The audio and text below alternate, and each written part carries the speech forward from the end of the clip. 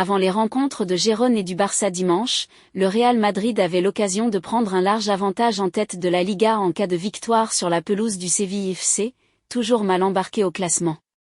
Mais au-delà de l'enjeu sportif, ce match signait surtout le retour de Sergio Ramos contre le Real Madrid, qu'il avait quitté en 2021.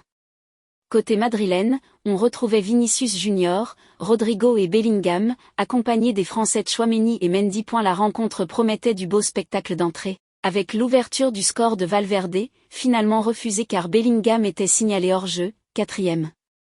Mais après, Séville a su répondre à son adversaire et le Real Madrid a souffert, mais a été sauvé par une tête de Carvajal, à la suite d'une frappe de Rakitic, 23e. Ramos a également été sauveur pour les Andalous, après un retour in extremis sur un corner repris par Alaba, 34e.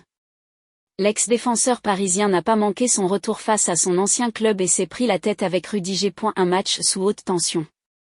La seconde période repartait sur les mêmes bases, avec des occasions franches des deux côtés. Rodrigo loupait 2 belles occasions de suite, 58e, avant un nouvel arrêt de Kepa devant Ocampos, 71e.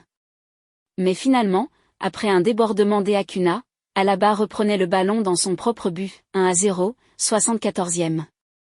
Une délivrance de courte durée, puisqu'Axe engrave la suite d'un quai-franc excentré de Kroos, Carvajal reprenait d'une tête croisée pour égaliser dans la foulée, 1-1, 78e, mais au terme d'une fin de match sous haute tension, avec une nouvelle altercation entre Vinicius Junior et Nilan, le portier sévillan, les deux formations n'auront pas réussi à se départager.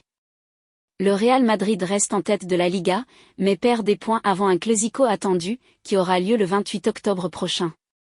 De son côté, Séville réalise un bon résultat, mais reste dans la deuxième partie du tableau, avec 3 matchs de suite sans victoire et avant d'affronter Arsenal en Ligue des Champions. Sergio Ramos retrouvait le Real Madrid aujourd'hui mais pas avec le maillot blanc qu'il a porté pendant 16 ans, plutôt celui du Séville FC, son club formateur, qu'il a retrouvé en début de saison.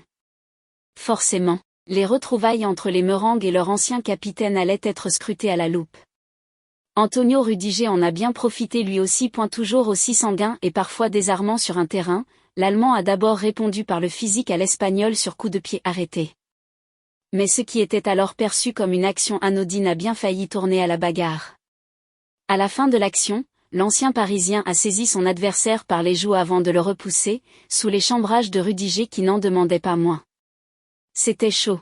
Mégaphone pour acclamation. Bienvenue sur Madridista Actu, votre passe VIP pour tout ce qui concerne le Real Madrid. Stade Ballon de football. Couronne plongée dans l'univers palpitant du Real Madrid avec nous. Nous sommes fiers de vous offrir un accès exclusif à l'actualité, aux moments forts et aux coulisses du club le plus prestigieux au monde. En tant que véritable madridista passionné, nous mettons tout en œuvre pour